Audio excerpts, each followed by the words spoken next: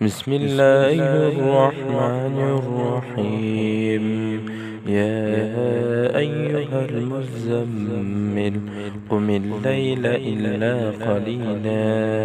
نصفه أو انقص منه قليلا أو زد عليه ورتل القرآن ترتيلا إنا سنلقي عليك قولا ثقيلا إن ناشئة الليل هي أشد وطئا وأقوم قيلا إن لك في النهار سبحا طويلا واذكر اسم ربك وتبتل إليه تبتيلا رب المشرق والمغرب لا إله إلا هو فاتخذه وكيلا واصبر على ما يقولون واهجرهم هجرا جميلا وذرني والمكذبين أولي النعمة ومهلهم قليلا إن لدينا أنكالا وجحيما وطعاما ذا غصة وعذابا أليما يوم ترجف الأرض والجبال وكانت الجبال كثيبا مهيلا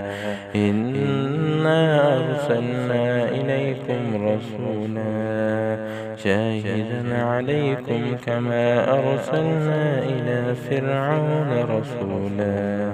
فعصى فرعون الرسول فأخذناه أخذا وبيلا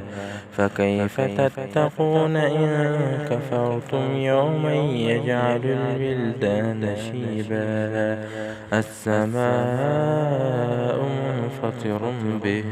كان وعده مفعولا إن هذه تذكرة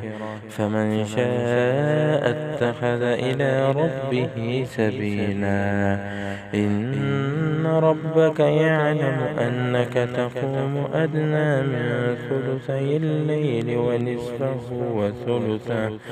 وطائفة من الذين معك والله يقدر الليل والنهار علم أن لن تحصوه فتاب عليكم فاقرؤوا ما تيسر من القرآن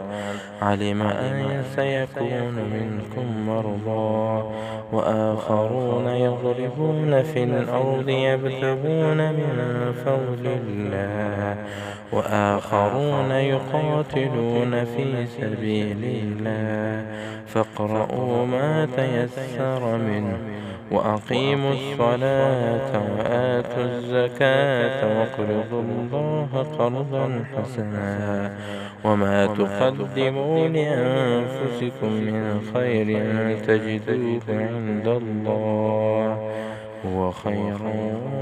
وأعظم أجرا واستغفروا الله إن الله غفور رحيم صدق الله العظيم.